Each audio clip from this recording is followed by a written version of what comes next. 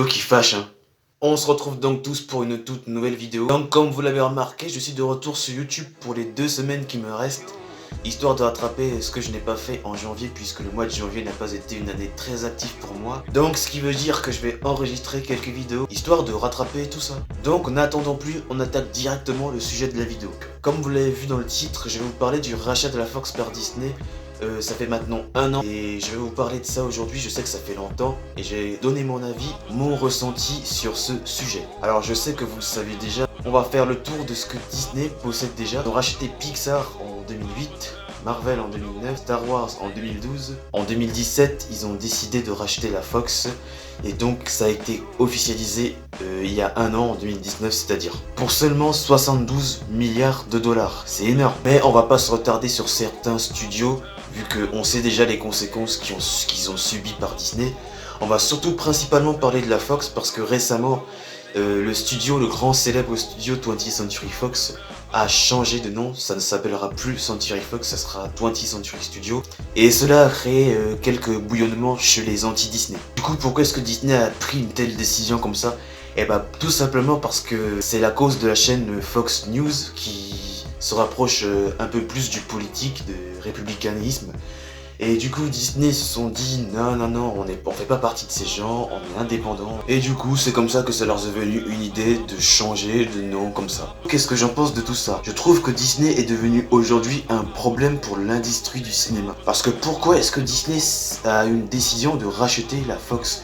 Et bah tout simplement parce que, comme vous le savez, la Fox détient plusieurs licences populaires telles que Alien, Terminator, La planète des singes, en passant par les X-Men, Avatar. C'est vraiment un problème aujourd'hui parce que à force de toujours tout racheter, et bah il n'y a plus de concurrence. Du coup ça mène à des pertes de licences, les reboots de certaines franchises qui ont marché dans le passé, au lieu de en créer de nouveaux. À l'inverse de Sony Pictures qui a racheté Columbia Pictures il y a 20 ans, et Universal qui a racheté DreamWorks, qui certes refont d'habitude presque la même chose, mais qu'ils essayent de rapporter une touche nouveau. Mais Disney, leur seule ambition, c'est de tout s'approprier pour ensuite gagner des sommes monumentales. Il faut surtout s'inquiéter pour des futures générations qui ne savent pas qu'avant il y avait eu la Fox, avant Disney, qui auront cette pensée que Star Wars, Avatar, Marvel, etc. sont des produits Disney. C'est surtout ça que les gens ne veulent pas comprendre en fait.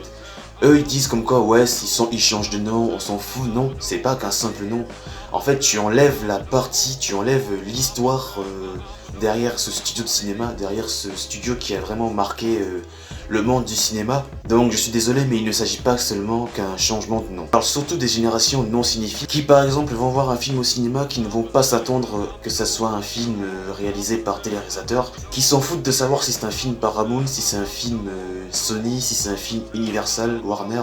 Ça ils s'en foutent de ça, tout ce qu'ils veulent voir c'est juste un film normal, comme le dit Darty dans sa vidéo.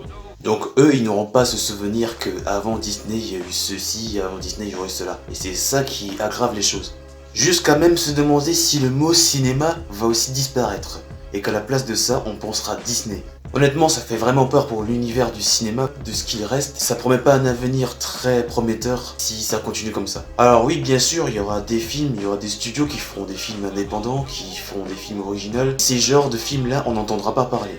Tout ce qu'on entendra parler, ça sera des licences qui auront marché dans le passé, et pour ça, faut s'inquiéter. Je trouve ça très scandaleux et très honteux d'avoir fait ce choix pour des histoires de politique. Je ne sais pas ce que ça fout dedans, la politique n'a rien à voir avec le cinéma, c'est n'importe quoi. Alors, que vous soyez content ou non, attendez-vous à avoir des reboots, des remakes, des franchises comme l'on connaît déjà, et ça va pas vraiment plaire à tout le monde. Je peux vous dire que vous n'êtes pas prêts pour ce qu'ils annoncent. J'insiste vraiment pour que Avatar 2 ne soit pas un échec, parce qu'on n'aurait pas attendu 10 ans pour rien. Donc j'espère, ça serait vraiment dommage de rater quelque chose qui se prépare depuis 10, 20 ans, même presque 20 ans, oui. Et j'espère juste que la maturité serait un peu présente dans le MCU. J'espère surtout que dans l'avenir, Disney trouvera un concurrent de taille qui lui donnera du fil à retordre. Encore une dernière volonté, s'il vous plaît Disney, ne touchez pas à Universal. Ne touchez pas à la Paramount ni la Warner, surtout pas. Et donc la fin de cette vidéo, un peu coup de gueule, oui, parce que oui, je viens des vacances, je commence déjà à m'énerver. Si la vidéo t'a plu, tu sais ce que tu as à faire, tu es assez grand pour être mature. Pense aussi à t'abonner à ma chaîne, à me suivre sur Instagram, le lien dans la description aussi.